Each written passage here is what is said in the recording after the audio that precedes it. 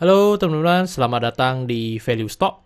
Hari ini saya akan membahas analisa fundamental agro kuartal ketiga tahun 2020. Oke, ini disclaimer-nya, yang pertama ini merupakan sharing analisa fundamental, bukan ajakan beli, jual, ataupun hold suatu saham, dan keputusan investasi ada di tangan teman-teman selaku investor. Yang ketiga, dari analisa fundamental ini bisa dijadikan referensi untuk analisa saham-saham yang teman-teman miliki. Oke, pertama-tama kita masuk ke bisnis model dari agro ini. Untuk kegiatan usaha bergerak di bidang usaha perbankan, jadi untuk sumber income-nya berasal dari pendapatan bunga. Terus untuk segmen usaha atau marketnya di Indonesia, terkait kasus hukum, setelah saya melakukan analisa ini, saya tidak menemukan adanya kasus hukum yang terkait dengan agro. Untuk kepemilikan sahamnya dimiliki oleh Bank BRI sebesar 87,1%, dana pensiun sebesar 5%, dan sisanya dimiliki oleh masyarakat sebesar 7,9%. Terus untuk dari segi pendapatannya, teman-teman bisa lihat dari 2014 sampai dengan 2019 selalu konsisten mengalami kenaikan.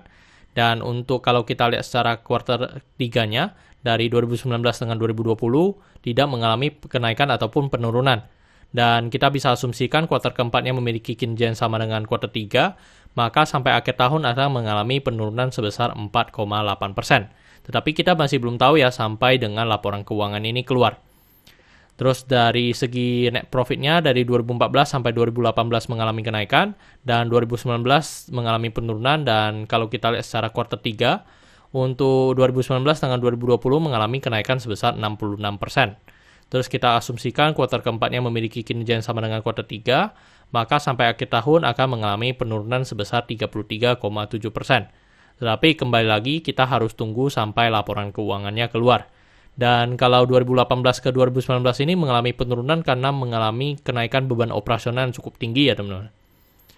Terus dari segi asetnya dari 2014 sampai 2020 konsisten mengalami kenaikan, dan kenaikannya sebesar 3% untuk 2019 dengan 2020. Terus dari segi hutangnya juga konsisten mengalami kenaikan dan kenaikannya sebesar 4,8%. Terus dari segi modalnya juga konsisten mengalami kenaikan, tetapi di 2019 dengan 2020 mengalami penurunan sebesar 6,4%. Terus ini teman-teman, kalau saat kita di sektor perbankan ada beberapa rasio yang perlu kita perhatikan, yaitu adalah MPL dan CAR sama LDR. Untuk MPL-nya kalau kita lihat untuk gross-nya di 2019 kuartal 3 sebesar 7,51%, tetapi di 2020 sisa 7,24%. Jadi ini cukup bagus ya.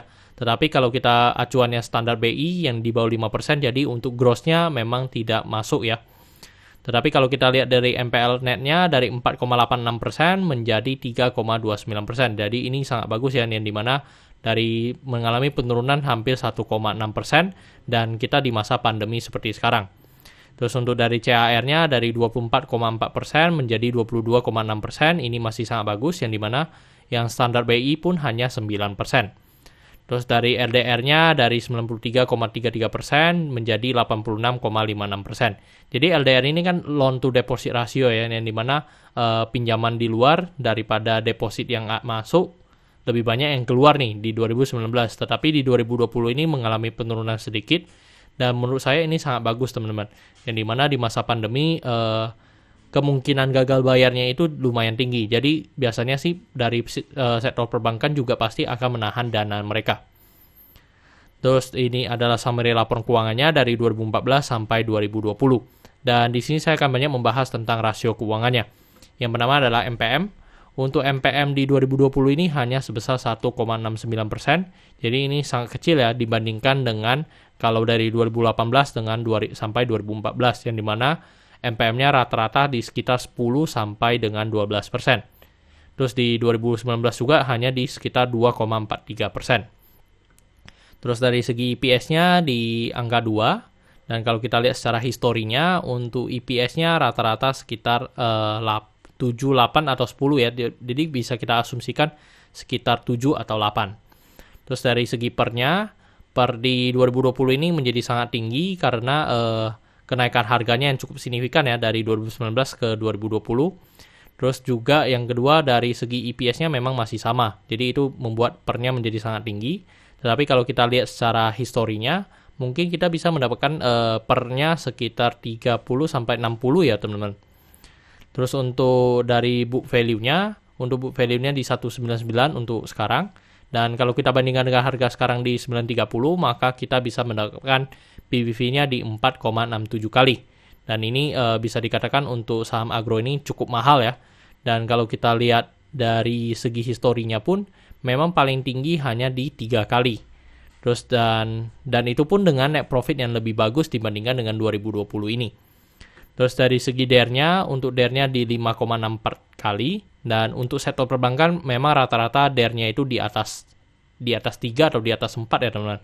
Dan kalau misalnya di atas 10 memang menjadi pertimbangan juga, tetapi kalau masih di bawah 10 kali untuk DER-nya itu masih bisa dikatakan cukup bagus. Dan kalau kita lihat secara histori juga memang untuk DER-nya itu di 4 sampai dengan 6. Jadi masih sangat wajar sih untuk di sektor perbankan.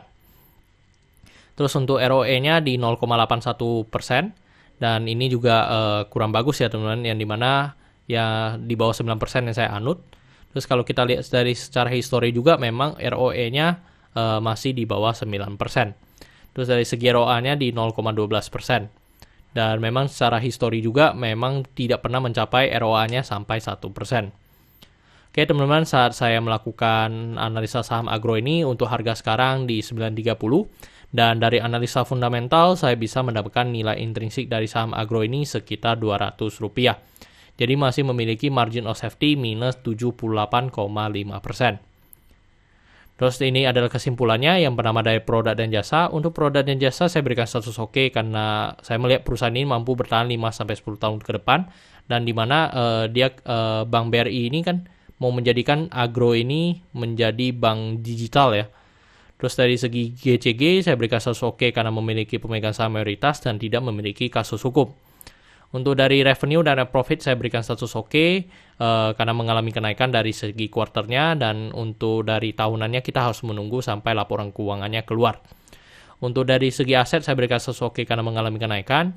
Untuk liability saya berikan status oke karena mengalami kenaikan. Untuk book value saya berikan status no karena harga jual sekarang di atas harga book value-nya. Untuk secara sektor, dari segi rasio keuangan dari yang distandarkan BI untuk saham agro ini masih sangat bagus. Jadi saya berikan status oke. Untuk dari segi ROE, saya berikan status no karena di bawah 9% atau 2 kali bunga deposito yang saya anut. Untuk margin of safety, saya berikan status no karena negatif. Untuk dividen, saya berikan status oke karena selama 5 tahun terakhir untuk saham agro ini masih sangat royal membagikan dividen kepada investornya. Oke teman-teman, jadi kesimpulannya adalah 8 dibanding 11, dan pertanyaannya adalah apakah saya akan membeli saham agro ini. Teman-teman, untuk sekarang mungkin saya tidak membeli saham agro ya, karena saya menilai saham ini sudah sangat over value. Terus kalau misalnya mau beli pun pasti memang di bawah nilai intrinsic value yang saya analisa ya teman-teman. Oke teman-teman, saya rasa cukup sekian untuk video kali ini. Jangan lupa untuk like dan subscribe. Jangan lupa juga untuk follow saya di Instagram saya di royken13. Dan jika teman-teman ada kode saham yang ingin saya buatkan analisa seperti ini, silakan tinggalkan di kolom komentar untuk kode sahamnya. Dan nanti saya akan buatkan listnya dan teman-teman bisa voting di situ saham-saham mana yang ingin saya prioritaskan terlebih dahulu. Oke teman-teman, see you in the next video. Bye-bye.